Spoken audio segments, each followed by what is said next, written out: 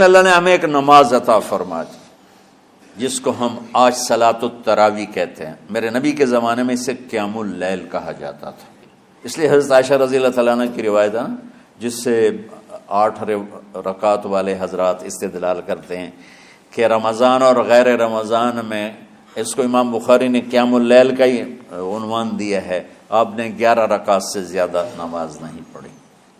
ایک ضعیف روایت میں ہے کہ آپ نے 3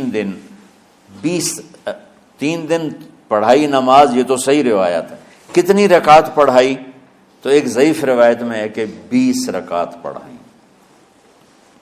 اچھا، ضعیف روایت سے عبادت ثابت نہیں ہو سکتی حکم شرعی، تو جب حضرت عمر رضی اللہ تعالیٰ عنہ نے سب کو، میرے نبی کے دور میں 3 دن کے بعد آپ تو آئے نہیں کہ کہیں فرض نہ ہو جائے، تو صحابہ اپنے طور پر قرآن سنتے تھے ٹولیوں میں۔ صدیقی دور میں 2 سال وہ فتنوں میں گزرا، تو اس میں بھی اسی طرح چلا کہ ٹولیوں میں ہوتی تھی۔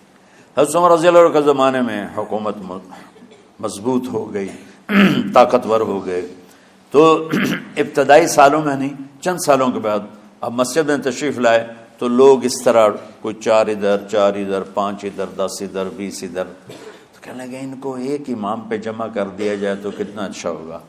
تو آپ نے سب کو اکٹھا کیا اور ابی بن کعب رضی اللہ تعالیٰ عنہ کو امام بنایا اور سب کو ایک نماز پہ جمع کر کے 20 رکعت کا حکم عطا فرمایا۔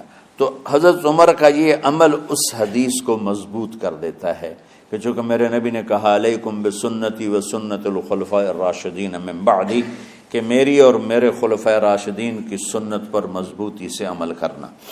تو حضرت عمر کا جو 20 رکعت طے کرنا ہے، اگر ان کا اپنا اجتہاد ہے تو بھی ہمارے لیے عمل کے لیے کافی ہے، اور اگر ان کو یہ یاد ہے کہ میرے نبی نے 20 پڑھی تھیں تو اور زیادہ اچھی بات ہے۔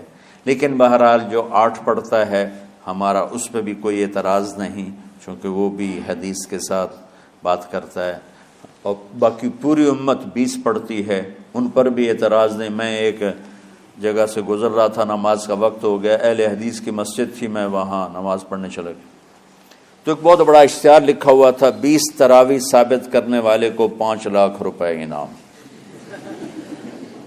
کہ 20 تراویح، سینکڑوں سال سے امت کا عمل 20 تراویح آ رہا ہے۔ تراویح کا نام جو پڑھا مجھے یوں لگتا ہے کہ اہل مکہ، یعنی اہل مکہ جو تھے نا، وہ 4 تراویح پڑھ کے ایک طواف کرتے تھے، تو وہ آرام کے لیے ہوتا، ترویحہ آرام، تھوڑی دیر کا آرام، تو 4 تراویح کے بعد ایک طواف کرتے تھے۔ وہ چھوٹا سا طواف 10 منٹ میں ختم ہو جاتا تھا، اور پھر 4 تراویح پڑھتے تھے، پھر طواف کرتے تھے، پھر 4 پڑھتے تھے، پھر طواف کرتے تھے۔ یہ صحابہ کے تھوڑے بعد کے دور کی بات۔ تو مدینے والوں کو پتہ چلا کہ مکے والے تو یہ کرتے ہیں، وہ کہنے لگے اساں کی کریے؟ انہوں نے کہا اسی 40 تراویح پڑھیں گے، 40 رکعت، وہ 40 رکعت پڑھتے تھے۔ تو نوافل میں کوئی سختی نہیں کہ بھائی 8 سے زیادہ نہیں پڑھنی، بدعت ہو جائے گی، اور 20 پڑھنا بدعت ہے، یہ سب جہالت کی بات ہے۔ مجھے 8 پڑھ رہے ہیں یہ غلط ہے، یہ بھی حماقت کی بات ہے۔ جو صحیح حدیث سے دلیل پکڑ کے کوئی عمل کرتا ہو تو بھائیو اس سے بحث نہ کیا کرو، مناظرہ نہ کیا کرو، یہ بہت نادانی والی بات۔ اور امت کا خلق لاکھوں کروڑوں انسانوں کا ایک عمل پہ جمع ہونا، یہ بذات خود اس کی طاقت کی ایک دلیل۔ اور حرمین جب سے میرے رب نے حضرت عمر نے 20 رکعت شروع کی، آج تک وہاں بھی ساری مساجد میں 8 رکعت تراویح ہوتی ہے، لیکن حرمین کی مسجد میں 20 رکعت، ادھر بھی ادھر بھی۔ اور یہ جو وہاں ختم قرآن پہ دعا نہیں مانگی جاتی، یہ کس کا عمل ہے؟ حضرت عثمان کا۔ حضرت عثمان نے اپنے دور خلافت میں تراویح پڑھانے والے سے کہا جب قرآن ختم کرو تو دعا کرنا۔ وہ کہنے لگے جی کیا دعا کروں؟ کہ جو تیرے دل میں آیا کرنا۔ تو ختم قرآن کی رات تراویح کی آخری رکعت میں من الجنت والناس کے بعد دعا کے لیے ہاتھ اٹھانا، یہ حضرت عثمان رضی اللہ تعالیٰ عنہ نے اس کو زندہ فرمایا۔ اور امام دعا کرتا تھا 1 منٹ 10 منٹ 20 منٹ جتنے بھی، اور پیچھے لوگ آمین کہتے تھے۔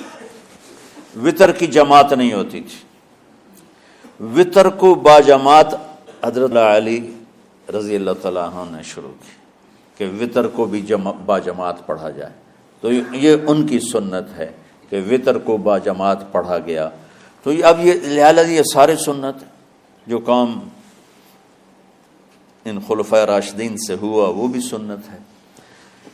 تو اللہ نے ہمیں ایک عبادت دے دی کہ میرا قرآن پڑھو اور سنو۔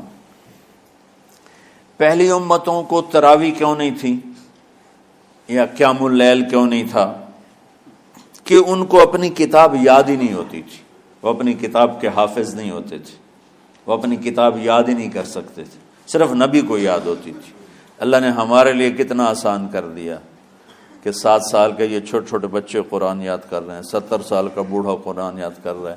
یہیں یہ مولوی یوسف صاحب کا ساتھی تھا، یا پتہ نہیں ان سے پہلے تھا، سلمان، مولوی سلمان، آج کل امریکہ میں ہوتے ہیں، ہماری ایک شاخ چلا رہے ہیں ماشاءاللہ۔ وہ شروع میں یہاں تھے، تو یہاں تراویح پڑھانے کے لیے ہمارے پاس حافظ کوئی نہیں تھا، وہ حافظ نہیں تھے، وہ صبح بیٹھ کے شام تک 1 سپارہ یاد کرتے اور رات عشاء کی نماز میں سنا دیتے۔ 30 دن میں قرآن یاد کر کے سنا دی۔ مطلب یہ سنی سنائی بات ہے نہیں، ہمارے اسی حسنین، اسی ممبر اور محراب کی بات کہ یہیں اسی مسجد میں انہوں نے صبح سے مغرب تک یاد کرتے تھے اور پھر عشاء میں کھڑے ہو کے سنا دیتے تھے۔ پیچھے ہوتے تھے لقمہ کوئی دینے والا شاید، لیکن بہت خوبصورت پڑھ کے 1 دن میں یاد کر کے سنا دیا۔ اور ایک مجھے نام بھول گیا کہ 3 دن میں قرآن یاد کیا، 10 سپارے 1 دن میں یاد کیا، 10 دوسرے دن میں یاد کیے، 10 تیسرے دن میں یاد کیے۔ وَلَقَدْ يَسَّرْنَا الْقُرْآنَ لِلذِّكْرِ فَهَلْ مِن مُدَّكِرٍ۔ تو اللہ تعالیٰ نے اس کو نصیحت کے لیے بھی آسان کیا ہے اور یاد کرنے کے لیے بھی آسان کیا ہے۔ کوئی کتاب پہلے یاد نہیں ہوتی تھی کسی کو، ماشاءاللہ تم میں کتنے حفاظ بیٹھے ہیں اللہ کے فضل سے۔ تو اللہ نے ہمیں رات کی نماز عطا فرمائی، اور چونکہ یہ ایک مشقت ہے تو میرے نبی نے کہا یہ رات کی نماز کے ہر سجدے پر 1500 نیکی لکھی جاتی، 1500 نیکی لکھی جاتی۔ اور اللہ تعالیٰ ہر سجدے پر جنت میں ایک محل بناتا ہے جس کے 60,000 سونے چاندی کے دروازے ہوتے، اور ایک درخت اس کے لیے لگاتا ہے جس کے نیچے 100 سال گھوڑا دوڑ سکتا ہے۔ تو رمضان کا اہتمام آپ رجب سے شروع فرما دیتے تھے۔ میرے نبی نے 9 رمضان دیکھے، 9 رمضان اپنی زندگی میں، 9 رمضان۔ 10ویں رمضان سے پہلے آپ اللہ کے پاس تشریف لے گئے۔ آپ کی زندگی میں روزے فرض ہونے سے آپ کی وفات تک 9 رمضان گزرے، اور میں قربان جاؤں اپنے نبی پر، اپنی امت پہ کیسی شفقت تھی۔ آپ سحری کھاتے تھے بالکل آخری وقت، ادھر بلال اذان دے رہا ہے اور ادھر آپ آخری لقمہ کھا رہے ہیں، اور ادھر سورج نیچے ہوا اور آپ کھجور منہ میں۔ ایک آدمی اوپر کھڑا ہوتا تھا مدینے میں تو وہ چھت پہ، گھر کی چھت پہ کھڑا ہوتا تھا، سفر میں ہے تو وہ کسی پہاڑی پہ کھڑا ہوتا تھا۔ جو ہی سورج کا کنارہ نیچے جاتا اب فوراً وہ کہتا یا رسول اللہ قد غربت، تو آپ کھجور منہ میں ڈال لیتے تھے، یا پانی، کبھی پانی سے افطار فرماتے تھے، کبھی کھجور سے افطار فرماتے تھے، کہ میری امت پہ بھوک کا وقت کم سے کم آئے۔ آج کل جو یہ ہمارے افطاری کے اوقات ہیں نا، یہ سورج ڈوبنے کے بھی 2-2.5 منٹ بعد کے ہیں کہ احتیاطاً، ٹھیک ہے چلو احتیاط کر لو کوئی مسئلہ نہیں، لیکن اصل ہے ادھر چونکہ اب سورج ہمیں نظر ہی نہیں آتا ہے، اس طرح ہم گھرے ہوئے ہیں شہروں میں، دیہاتوں میں بھی اب اس طرح کا ماحول ہے کہ وہ نظر نہیں آتا ہے، تو بہتر کہ ادھر سورج غائب ہو، ادھر لقمہ منہ میں جائے، لیکن یہ تب ہے جب آپ نظر آ رہا ہو۔ اب جب آپ یہاں بیٹھے ہو حسنین میں تو یہاں تو کوئی سورہ نظر نہیں آئے گا، یہاں تو منار ہی نظر آئے گا، تو لہٰذا احتیاط ٹھیک۔